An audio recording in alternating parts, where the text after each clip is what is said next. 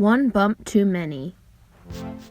Sir Topham Hatt's engines were proud to work on the island of Sodor. Though the railway was very busy, the engines worked together to get their work done. Each engine had their own unique strength that allowed them to perform their individual duties with ease. Some engines, like Thomas and Percy, were small and well suited for lighter branch line work.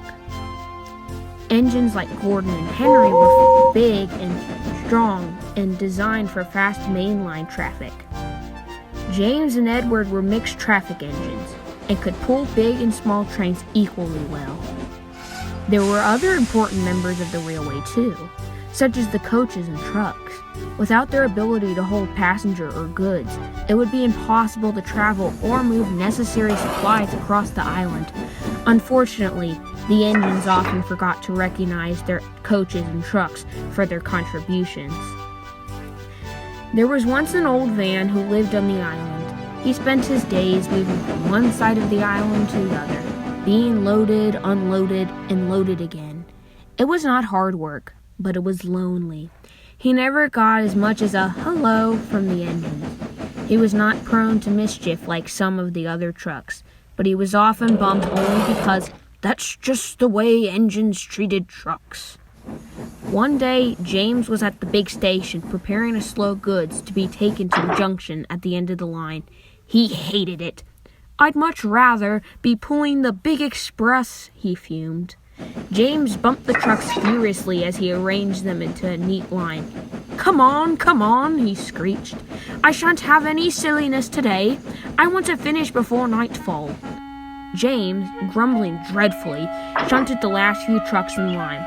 A few loaded flat wagons and an old van. The van felt sad. He had barely moved and was already being harassed. He wanted to say something to James, but he knew he'd only get bumped again. "Why so glum?" called a friendly voice. The van looked over and was surprised to see Henry and Gordon sitting in the yard. He was not accustomed to being addressed by engines, especially big engines. The van stuttered. "I'm just tired." Gordon chuckled. "Tired of being bumped, James is the worse for that." The van hadn't received as much as one shred of compassion before. He felt warm inside. "Yes, we get bumped a lot. Sometimes we get bumped even if we didn't do anything wrong." Henry and Gordon were embarrassed. "I'm sorry, my friend," Henry said. "We were taught that we should assume that trucks are going to misbehave, and we should bump them no matter what. We're so used to doing this that we never stop to think how it affects you," Gordon added. "Well, we're sorry for acting up so often. I think that because we never get to know you, that we feel like we must misbehave for you to notice us. We had no idea that's why you act out," Gordon said, astonished. "How can we help you feel more comfortable?" "We would appreciate it if you took some time to talk to us during your day," the van said. "We would feel much more included." "Of course," Henry said. "That would be our pleasure." The van simply beamed. The signal dropped and it was time for James and his slow goods train to leave. "Thank you for talking to me," said the van. "The other engines ignore us. It makes me feel good to know that not all engines think we're silly." "Not at all," Henry replied. "We're glad to have made a new friend."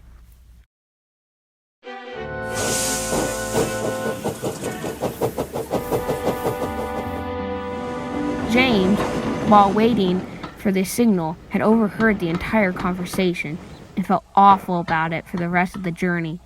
At the last station, after he set down his trucks, he spoke to the old van. "I'm so sorry for bumping you earlier," James said softly. "It's okay. I'm just pleased to be talking to you now," the van smiled. The two chatted for a while, and James left to go back to the sheds. The van felt a renewed sense of purpose. He no longer felt like he was a cog in the system, but a true member of the team. For the first time in his long life, he looked forward to going out again tomorrow.